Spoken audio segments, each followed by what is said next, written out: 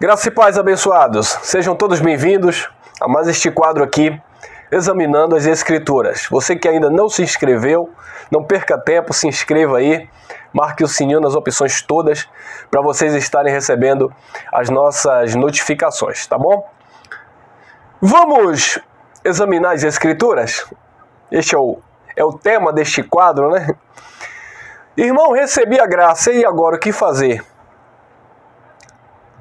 Muitos vão discordar de você, né? A família, os amigos, o seu antigo ministério, os seus ex-pastores, vão te difamar, vão tentar, denegrir a sua imagem, vão te caluniar. Mas e agora, o que é que eu devo fazer? Permanecer firme, amadas. Eu quero, nesse vídeo, falar um pouco sobre isso. Por quê? Porque eu recebo muita mensagem no WhatsApp de irmãos que receberam o Evangelho e têm enfrentado assim, uma verdadeira guerra em seu lar, no meio da sua família, entre os amigos. E o conselho que eu sempre dou, amado, não vá para o debate, você não tem que estar provando nada para ninguém. Se Deus abriu aqui os teus olhos, você está aqui por meio dessa mensagem e dos nossos irmãos, obviamente, que estão aí pregando a palavra da graça. Se você está sendo edificado, amém, louvado seja Deus, você está no descanso do Pai. Então fique tranquilo, fique em paz, não tente provar nada para ninguém. Eu acredito que o melhor testemunho que você dá é uma boa conduta, é um caráter transformado e as pessoas verem de fato o mover da glória de Cristo na sua vida, a paz de espírito, né, que você que recebe esta palavra da graça hoje está desfrutando. Não obstante, o próprio Jesus enfrentou essas dificuldades. E agora, você obedece a Deus ou ao homem? Você vai se submeter-se a Deus ou aos homens? O que dizer de Jesus e a sua família? Sua mãe, né? Jesus, estou falando de Jesus histórico, Jesus de Nazaré, sua mãe, seus irmãos. Imagine a situação que ele viveu. Vamos analisar alguns pontos. Olha que interessante. Você que está com a sua Bíblia em mão, você tem acesso aí à palavra? Lucas, capítulo 11, versículo 27 e 28. Ora, enquanto ele dizia estas coisas, ele estava ali dando um sermão, os ouvintes estavam ali atônitos, né, porque ele pregava não como os escribas, mas ele pregava diferente, com autoridade, e todos estavam ali admirados por sua doutrina. Então, enquanto ele estava ali dando o sermão, versículo 27, Lucas 11, 27. Ora, enquanto ele dizia estas coisas, certa mulher, dentre a multidão, levantou a voz e lhe disse: bem-aventurado o ventre que te trouxe e os peitos em que te amamentaste. Então, quando a multidão ouviu aquele discurso de Jesus, a sabedoria que Jesus tinha, a autoridade que Jesus tinha, uma mulher se levantou no meio da multidão e disse: bem-aventurado, bem feliz, o ventre que te trouxe essa terra e os peitos, os seios que te amamentastes. 28.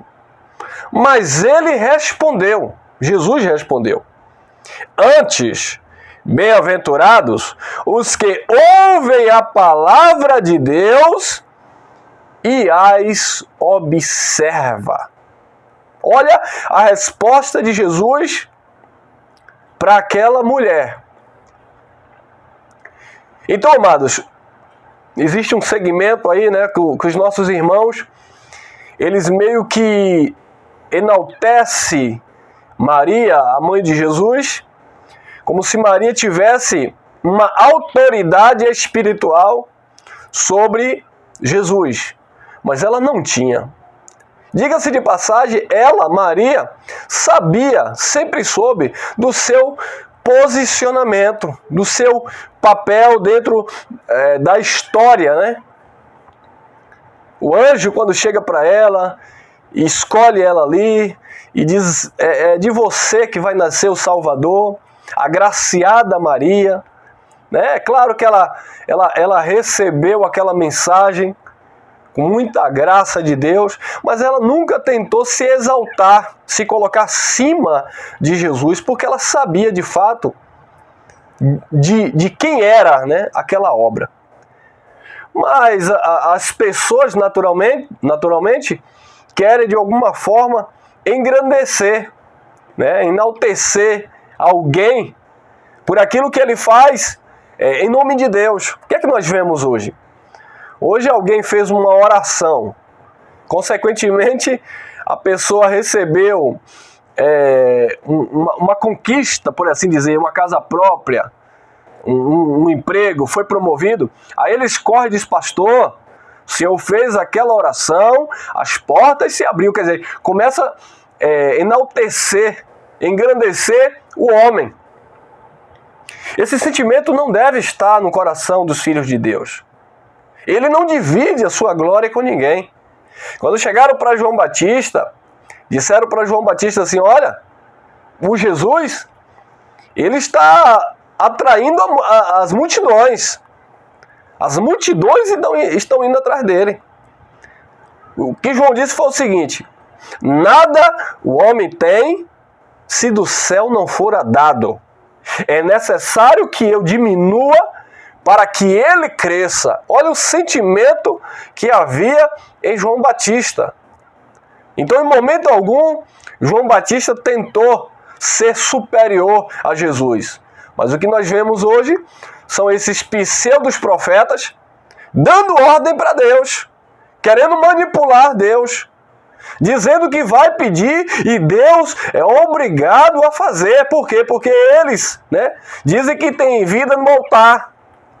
Tem intimidade com Deus, porque Deus revela para ele o profundo e o oculto, os mistérios. Mas, amados, não é isso. Não é essa a verdade. A verdade é que ele não divide a sua glória com ninguém. E aquela mulher, quando ela foi indagada, né, quando ela foi, melhor dizendo, quando ela foi ali exaltar a mãe de Jesus, Jesus disse, bem-aventurado, Jesus respondeu, 28, mas ele respondeu, bem-aventurados os que ouvem a palavra de Deus e as observam. Então, bem-aventurados são os que ouvem a palavra de Deus. Os que ouvem a palavra de Deus e as observam. Olha outro texto bem interessante. Amado, houve uma queda aqui de energia, talvez uma parte do vídeo, talvez não, com certeza, vai ficar um pouco escuro aí, tá bom? Olha outro texto interessante, Marcos capítulo 3, versículo 31 em diante. Marcos capítulo 3, versículo 31 em diante. E chegaram então sua mãe e seus irmãos, e ficando de parte de fora, mandaram chamar. E a multidão estava sentada ao redor dele. E disseram-lhe, eis a tua mãe e os teus irmãos estão lá fora e te procuram. Então Jesus estava ali mais uma vez, dando um sermão, dando uma palavra. Aí chegaram a mãe de Jesus e seus irmãos, e ficaram do lado de fora e mandaram chamar Jesus. Então deram um recado para ele, olha, sua mãe e seus irmãos estão lá fora, estão te chamando, estão te procurando. 33. Respondeu-lhe Jesus dizendo, quem é minha mãe e os meus irmãos? E olhando ao redor, para os que estavam assentados em volta de si, disse, eis aqui a minha mãe e os meus irmãos, pois aquele que fizer a vontade de Deus, esse é meu irmão, minha irmã e minha mãe. Então, observe que em tempo algum, em momento algum, Jesus se sujeitou à vontade da sua mãe e dos seus irmãos. Jesus era um filho desobediente? Jesus era um irmão problemático? Não, amado. É porque Jesus, ele sabia o que ele estava fazendo. A missão dele que lhe foi otorgada. Você precisa ter convicção desta palavra que Deus manifestou no teu coração. Você precisa estar seguro, firme, cingir os teus lombos com esta verdade. Você precisa estar firme na liberdade com que Cristo vos libertou e não colocar-se de novo debaixo de jugo de servidão. Você não foi chamado para, no que tange a doutrina, obedecer a homens. No que tange a doutrina, você foi chamado para obedecer a Cristo e este é o ressuscitado.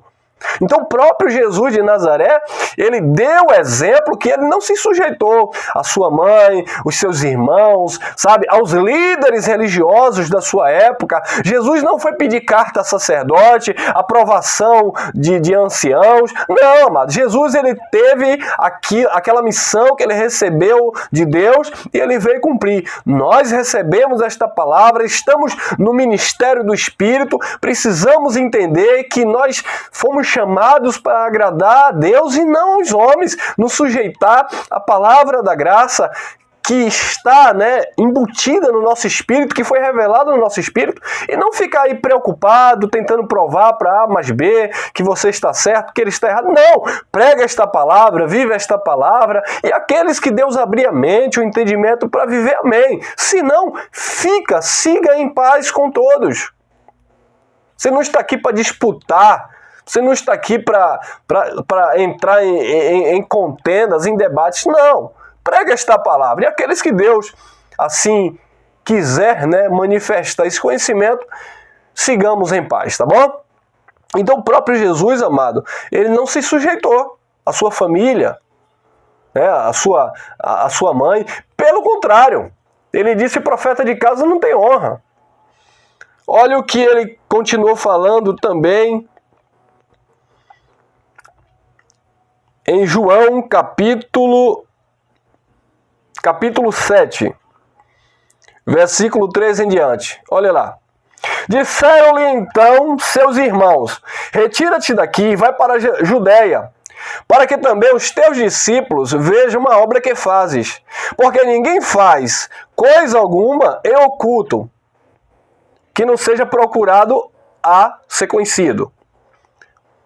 Já que faz estas coisas, manifesta-te ao mundo. Resposta de Jesus, capítulo 7 de João, versículo 5. Pois nem seus irmãos criam nele. Resposta agora, disse-lhe Jesus: ainda não é chegado o meu tempo. O vosso tempo sempre está presente. Então, olha outra situação. Os discípulos, os irmãos de Jesus, melhor dizendo, os irmãos não acreditavam, não criam em Jesus. Imagine, amado. Imagine você estar pregando esta palavra, falando desta palavra, e os próprios irmãos não creem nessa mensagem. Jesus viveu isso dentro da sua própria casa. Agora, Jesus ficou obrigando por causa disso? Jesus entrou no tapa com os irmãos porque os irmãos não criam nele? Jesus ficava debatendo com a mãe porque ele estava lá dando sermão e a mãe mandou chamar e ficou lá do lado de fora? Não, amado. Então, amados, vocês que receberam a palavra, eu deixo aqui essa palavra, alguns homens entram em contato comigo e dizem que às vezes a esposa quer se separar porque você não está mais acompanhando a abençoada para o sistema, ou vice-versa, nós ouvimos ambos os lados. Olha, não façam isso. Não termine o seu casamento, não deixe seu emprego por causa da doutrina, amado. Porque o que você é no Espírito, você é em Cristo e ponto final. A doutrina salvou a tua mente, esta palavra salvou a tua alma, te libertou de todo engano. Então agora desfrute desse descanso e deixe essas pessoas viverem nessa tribulação religiosa, onde eles estão sempre procurando se aperfeiçoar por meio da carne.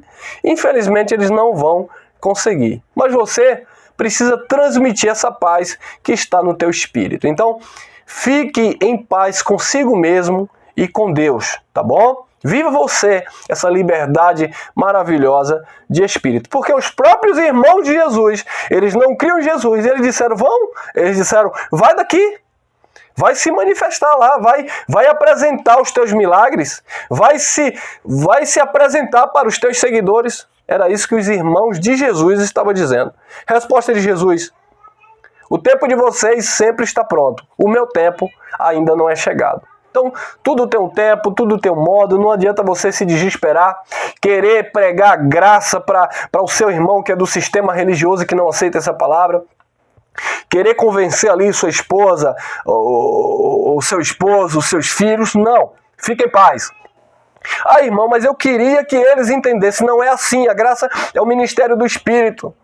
Não é mais um sistema religioso. Não é imputação. Não é, não é uma obrigação. O que é que o sistema religioso faz?